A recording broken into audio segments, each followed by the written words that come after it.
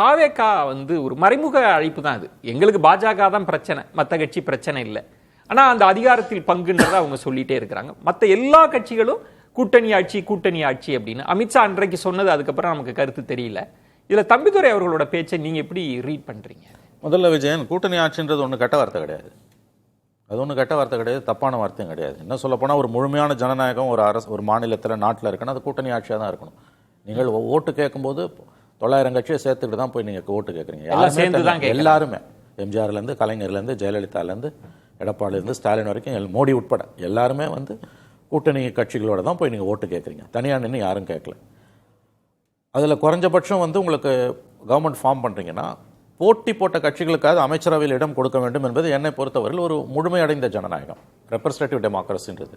அதனால் முதல்ல நம்ம தெரிந்து கொள்ள வேண்டியது, ஆட்சியில் பங்கு என்று கூட்டணி கட்சிகள் கேட்பது ஒன்றும் தவறானதோ அல்லது கெட்ட வார்த்தையோ கிடையாது. அதுதான் உச்சபட்ச ஜனநாயகம் நான் பார்க்குறேன். ஒன்று.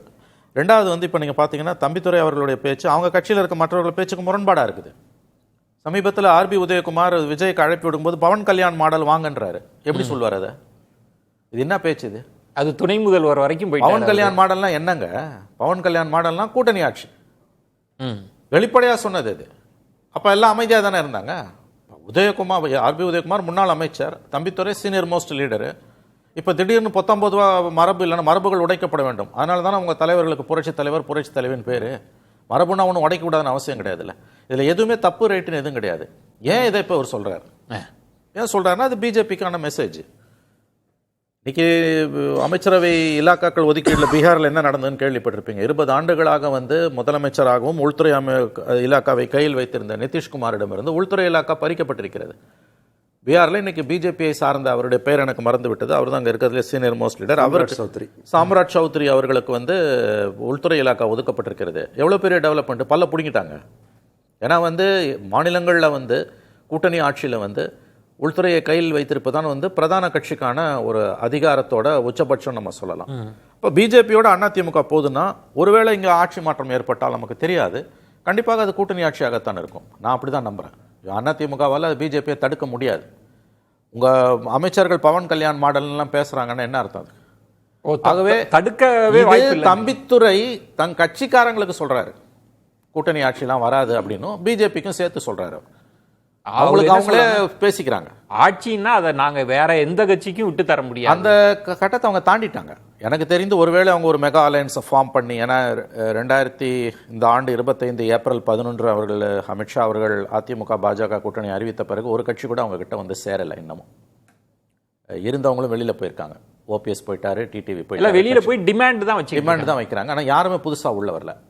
வருவதாக எதிர்பார்க்கப்பட்ட பாமகவும் 2ஆ பிளந்து கிடக்குது. ஸோ டேக் ஆஃப் இந்த அலையன்ஸ் ஆகலை. அப்படி தான் இன்றைக்கி இருக்குது.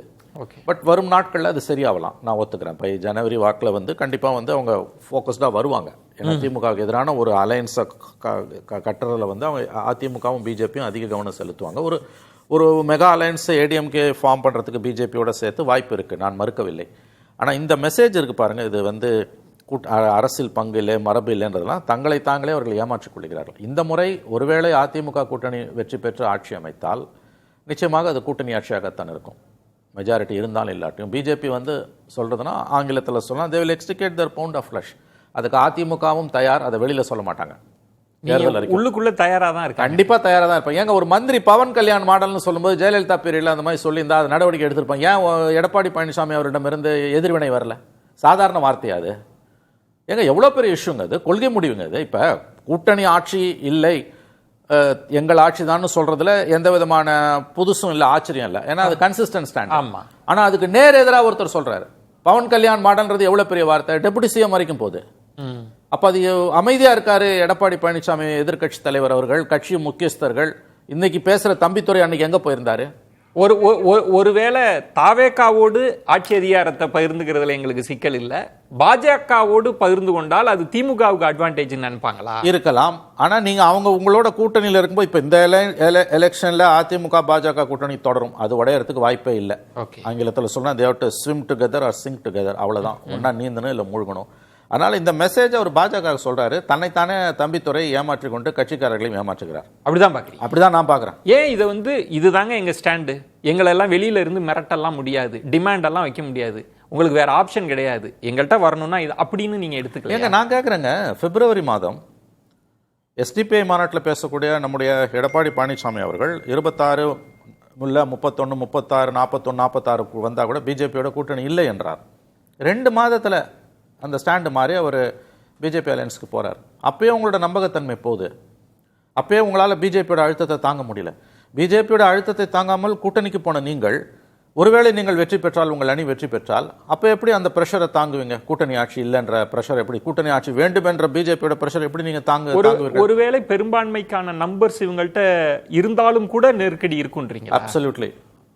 நம்பர் இருந்தாலும் இல்லாட்டியும், ஒருவேளை மறுபடியும் சொல்லுகிறேன், ஒருவேளை நமக்கு தெரியாது என்ன நடக்க போகுதுன்னு. ஏன்னா அத கண்டிஷன் அப்ளை போட்டு கேவியட் தான் நான் சொல்றேன். ஒருவேளை ஆட்சி மாற்றம் ஏற்பட்டால், அதிமுக கூட்டணி வெற்றி பெற்றால், அதிமுகவுக்கு 118 இருந்தாலும் இல்லாவிட்டாலும் அது கூட்டணி ஆட்சியாக, பாஜகவை உள்ளடக்கிய கூட்டணி ஆட்சியாகத்தான் இருக்கும். அதற்கு அதிமுகவும் ஒப்புக்கொண்டு விட்டது அல்லது ஒப்புக்கொள்ளும் என்றுதான் நான் பார்க்கிறேன்.